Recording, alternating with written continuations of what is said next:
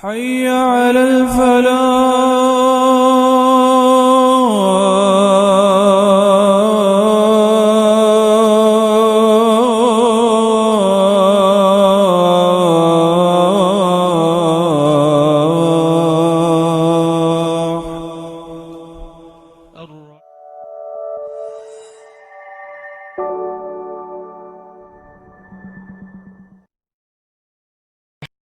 Teringat kita pada peristiwa 4.500 tahun yang lalu. Itu peristiwa tentang penyembelihan seorang anak Nabi Ismail alaihissalam. Kalau dalam kurun waktu jarak Nabi Muhammad dengan Nabi Ibrahim 30 tahun, 30 abad. Tambah jarak kita dengan Nabi 1.500 tahun. Di peristiwa itu sudah berlalu 4.500 tahun. Apa yang menarik? Nabi Ibrahim alaihissalam itu beliau dikenal sebagai Abul Anbiya, bapaknya para nabi. Kenapa? Sebab dari Nabi Ibrahim lahir nabi-nabi. Beliau punya istri dua. Pertama, beliau nikah dengan Siti Sarah. Lama nikah, nggak punya anak. Akhirnya beliau menikahi budaknya, Siti Hajar.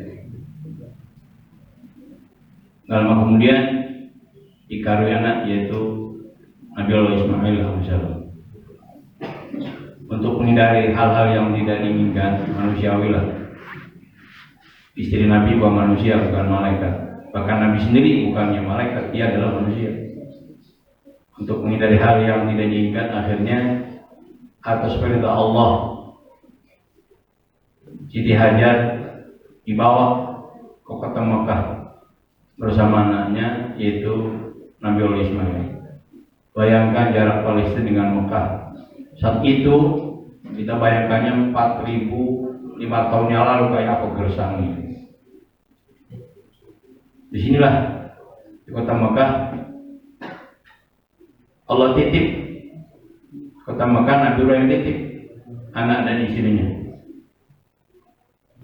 Rabbana ini askantu min dzurriyyati biwadin ghairi dzalin 'inda baitikal muharram. Ya Allah, aku titip inni askantu min dzurriyyati biwadin ghairi dzalin 'inda baitikal muharram.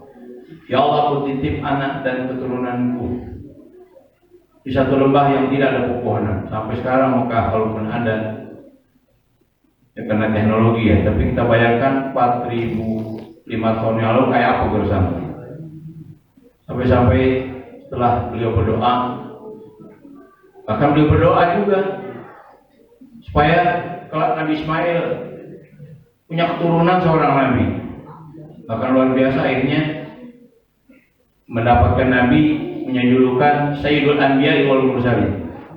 Itulah Nabi kita Muhammad sallallahu alaihi wasallam. Beliau berdoa, Rabbana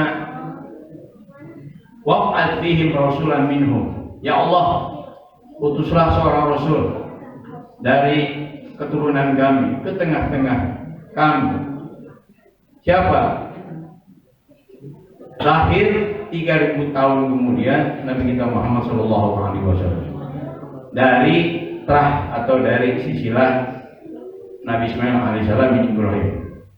Muhammad bin Abdullah bin Abdul Muttalib bin Hashim bin Abi Manaf bin Qusay bin Kilab bin Murrah bin Ka'ab bin Lu'ay bin Ghalib bin Beri bin Malik bin Nadhr bin Kinanah bin Uzaimah bin Mudrika bin Nas bin Nidar bin Ma'ad bin Adan ila Zabi Ismail dan Iswat wa Muntawah. Begitu kalau kata berjanji. Makanya karena berasa Nabi kita didoakan oleh Nabi Ibrahim, sampai akhirnya Nabi Muhammad SAW bikinkan sebuah sholawat yang dianjurkan dibaca pada tahiyat akhir, dikenal dengan sholawat Ibrahimiyah. Itulah riwayatnya. Allahumma sholli ala Muhammad wa ala ali Muhammad kama shallaita ala Ibrahim wa ala ali Ibrahim wa barik ala Muhammad wa ala ali Muhammad kama barakta ala Ibrahim wa ala ali Ibrahim fil alamin innaka Hamidum Majid. Itu sholawat Ibrahimiyah.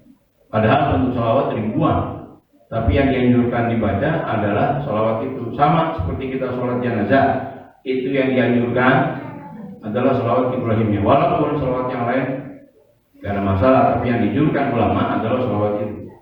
Itu artinya bentuk rasa syukur Nabi kita kepada Nabi Ibrahim. Karena beliau mendoakan 3000 tahun yang lalu, 30 abad yang lalu. Makanya kan kalau kita ambil benang merahnya, mau kalau Nabi aja bikinkan sholawat sebagai rasa syukur kepada Nabi Ibrahim yang telah mendoakan, masa sih kita maulid saja dibilang bid'ah? Nah, itu kan nggak masuk akal namanya. Mana rasa syukur kita kepada Nabi Muhammad SAW?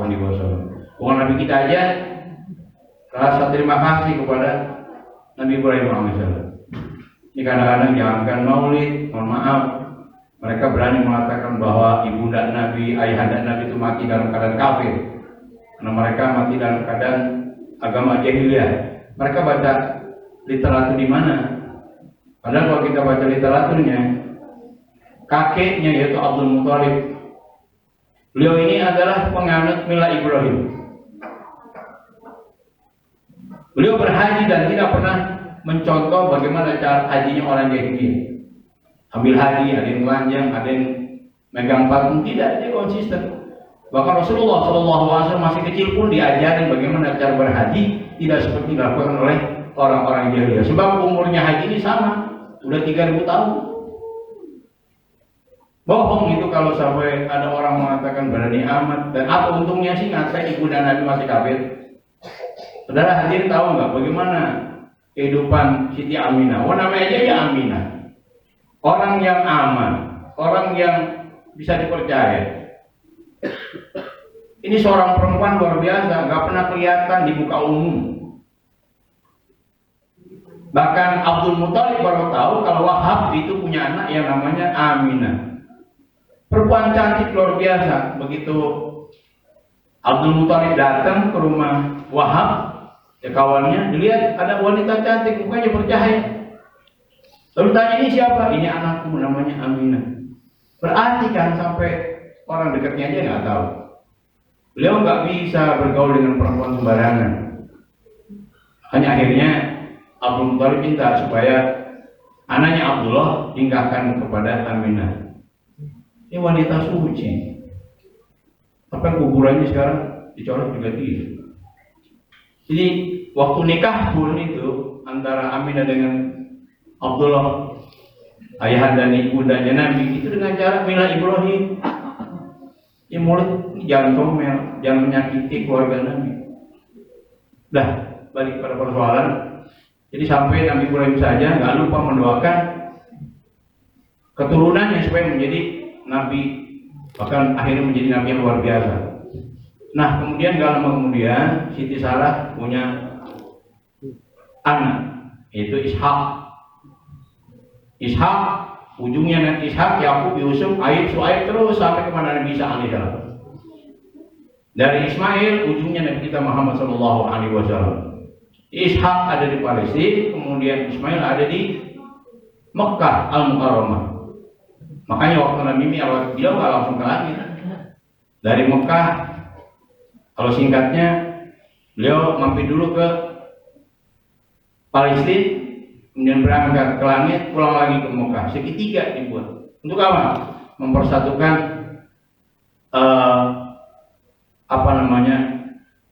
sumber atau pongkol kenabian. Atau paling tidak menggambarkan bahwa ajaran yang dibawa oleh Nabi Muhammad itu satu kesatuan dengan yang dibawa oleh milah Ibrahim. Makanya dulu di zaman di Madinah, di zaman waktu Nabi di Madinah itu banyak provokasi. Apa?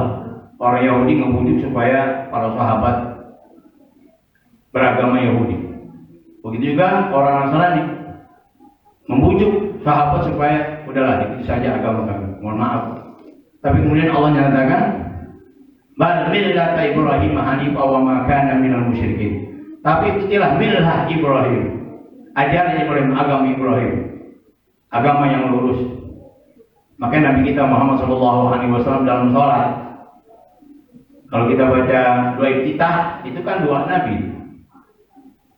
Inni wajjahtu wajhiya lilladzi fatara samawati wal ardh hanifan musliman wa ma ana minal musyrikin. Itu Nabi Ibrahim. Inna sholati wa nusuki wa mahyaya wa mamati lillahi rabbil alamin la syarika lahu wa bidzalika umirtu ana minal muslimin. Itu Nabi kita Muhammad sallallahu alaihi wasallam. Dan ujungnya di pertemuan lagi setelah kita syahadat asyhadu an la ilaha illallah wa asyhadu anna muhammadar rasulullah, kita kemudian baca shalawat Ibrahimiyah dari awal salat sampai ujung salat, menyatakan bahwa agama Nabi Muhammad adalah agama Nabi Ibrahim alaihissalam. Bahkan dari Nabi Adam sampai 124.000 nabi sama ajarannya adalah tauhid. Nah, di berbahagia, lalu apa yang menarik dari perjalanan Siti Hajar yang ada di kota Mekah? Luar biasa, inilah patut kita contoh. Ya, sudah lama akhirnya ditinggallah Siti Hajar bersama anaknya. Sempat itu Siti Hajar nanya, wahai suamiku, kok kami ditinggal di tempat seperti ini? Nabi Ibrahim nggak bergeming, terus aja jalan. Sampai 3 kali akhirnya Nabi Ibrahim menoleh. Apa jawaban Nabi Ibrahim? Ini perintah Allah. Itulah istri yang baik, karena ini adalah perintah Allah. Punya keyakinan nggak mungkin Allah akan menyengsarakan hambanya. Tinggallah dia seorang diri bertahun-tahun berdua dengan anaknya Ismail alaihissalam. Sampai ke sana kemari dari air nggak ketemu, akhirnya mendapat mukjizat atau karamah berupa air Zam-Zam yang sampai saat ini sumurnya nggak pernah kering. Karena memang air Zam-Zam itu sumurnya dipendam oleh satu suku yang nggak kenal. Sampai akhirnya Hashim ini bapaknya Abdul Muthalib suruh, karena Abdul Muthalib itu aslinya orang Madinah. Kemudian oleh Hashim disuruh untuk berangkat ke Mekah. Di sana ada ilham beliau untuk mencari kembali air Zam-Zam yang 3.000 tahun yang lalu itu ada, dipendam oleh satu suku yang nggak suka. Akhirnya apa? Dia dapat ilham, kemudian Abdul Muthalib mengajak anaknya Abu Thalib gali itu yang namanya sumur Zam-Zam. Sumur Zam-Zam digali, ketemu, bahkan sempat tidak berjulukan gila, mana ada sumur di tengah kering kerontang kayak begini.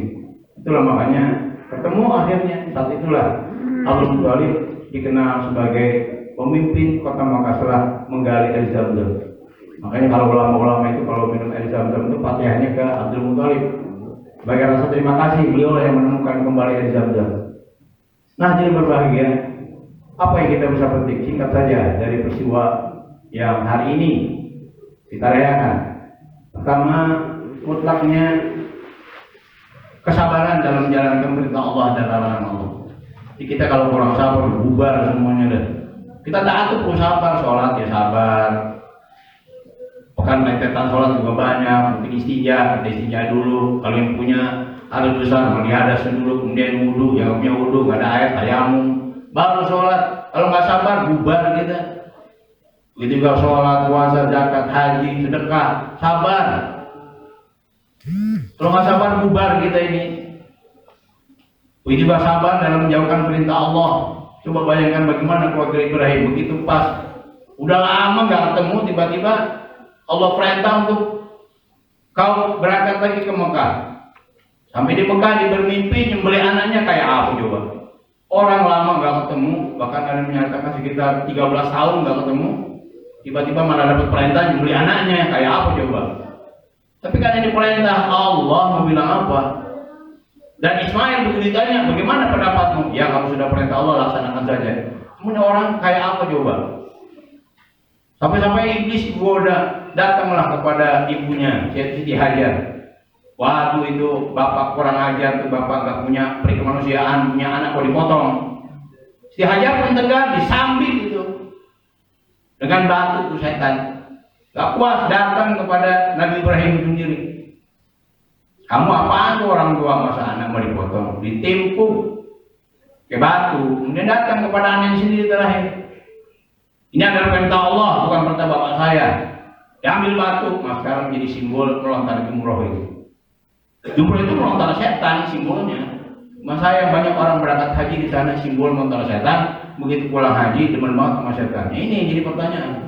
Waktu haji semangat banget, setan ditimpuk, rojban di syayatin, setan ditimpuk. Begitu pulang haji demen banget ketemu sama setan.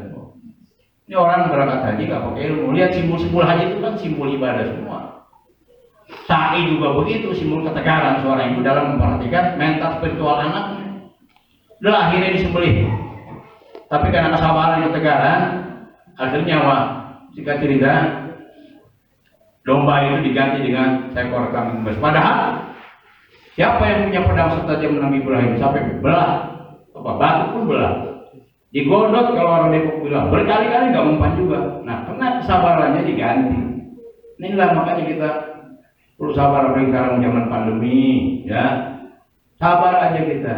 Ikutin prosedur. Kata pemerintah begini, pemerintah nggak mungkin menghancurkan rakyat enggak. Kalau dibilang nggak ada, ternyata banyak yang kena. Alhamdulillah Indonesia perang-perangnya masih bisa diatur. Ya, nah kita berharap pandemi ini nggak lama-lama lah. Amin ya rabbal alamin. Yang terakhir apa sih yang dapat kita petik?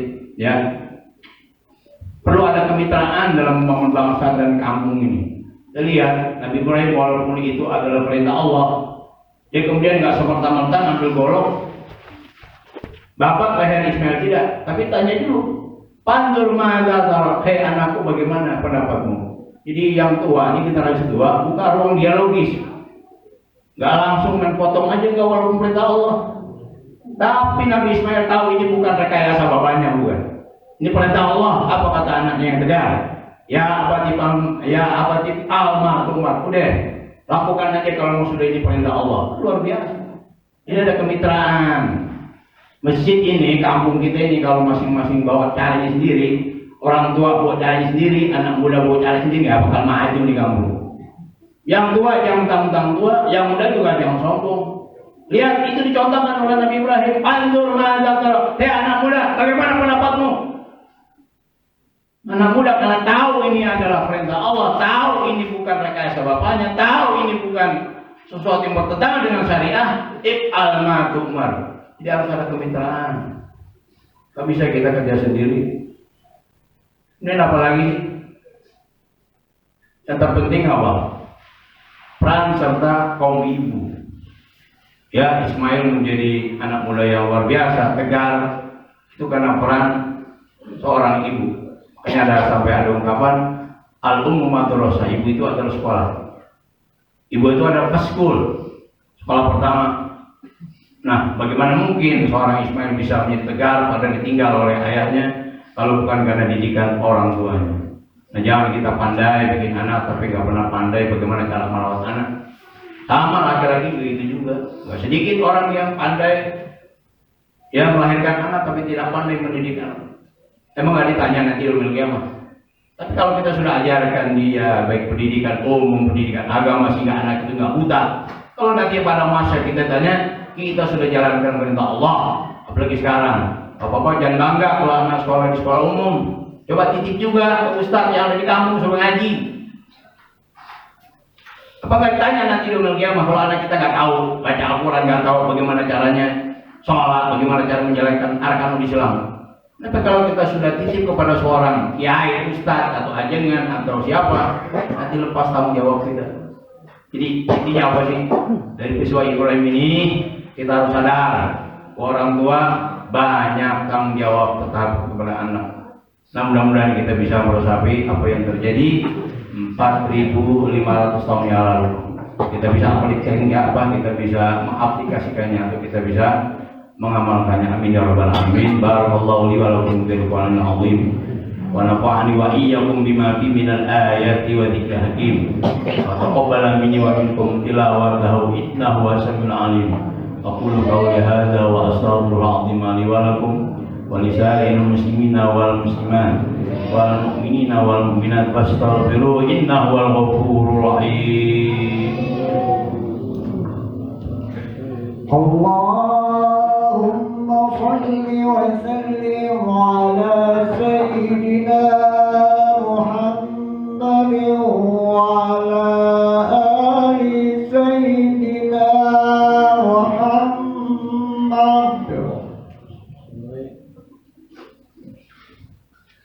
Alhamdulillahirabbil alamin. Shalatu wassalamu ala sayyidina Muhammadin asyrafil mursalin. Sayyidina wa maulana Muhammadin wa ala alihi wa sahbihi